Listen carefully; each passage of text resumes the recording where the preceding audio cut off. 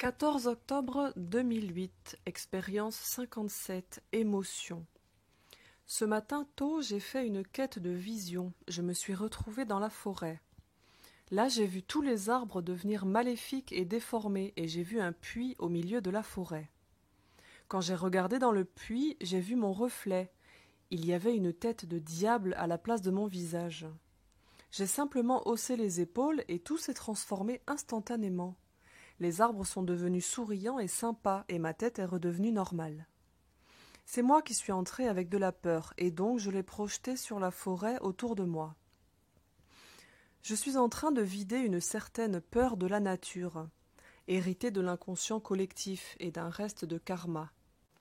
Peut-être qu'on peut essayer d'aider les gens à voir cette peur chez eux, puis leur donner l'énergie de trouver l'amour qui se cache dessous, à réfléchir. C'est un aspect que j'ai peu étudié jusqu'à présent en fait. Avec Pascal, nous avons travaillé sur les intentions inconscientes qui créent les événements dans nos vies, pas vraiment les émotions directement. Premier problème généralisé dans la société avec les émotions, elles sont intériorisées au lieu d'être exprimées. 1. J'éprouve une émotion. Par réflexe, je ne vais pas l'exprimer puisqu'on nous a éduqués en refoulant. Pour être bien élevé, il ne faut pas crier, pas manifester sa joie ou sa souffrance, etc. C'est fou de voir comme le corps émotionnel des gens est complètement sclérosé. Ce sont des vraies bombes à retardement la plupart du temps. Alors que les animaux vident leurs émotions d'un coup, j'ai pu constater la même chose sur mon lutin. C'est ce qu'il faudrait faire en fait. Il faudrait faire comme un enfant et vider son émotion dès qu'elle se présente, au lieu de la retenir. Bien sûr, l'idée est de la rendre à la terre, pas de se défouler sur quelqu'un d'autre.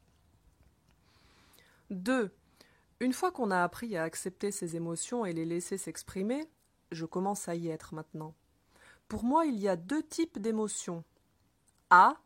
Les émotions duelles qui contiennent leur opposé. L'amour contient la haine, etc. Mais bon, ces choses sont bien expliquées dans Conversation avec Dieu, c'est facile à constater. B. Amour inconditionnel, dénué d'objets et de conditions, donc qui est le seul sentiment qui peut être constant sur la durée.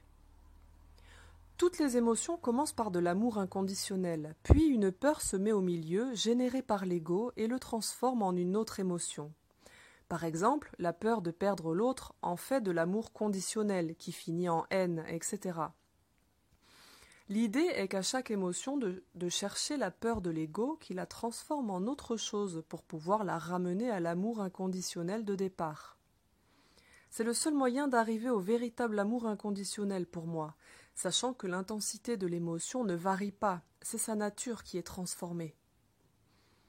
Donc en théorie, plus on déteste quelqu'un ou quelque chose, plus en fait on l'aime ou on veut exprimer de l'amour.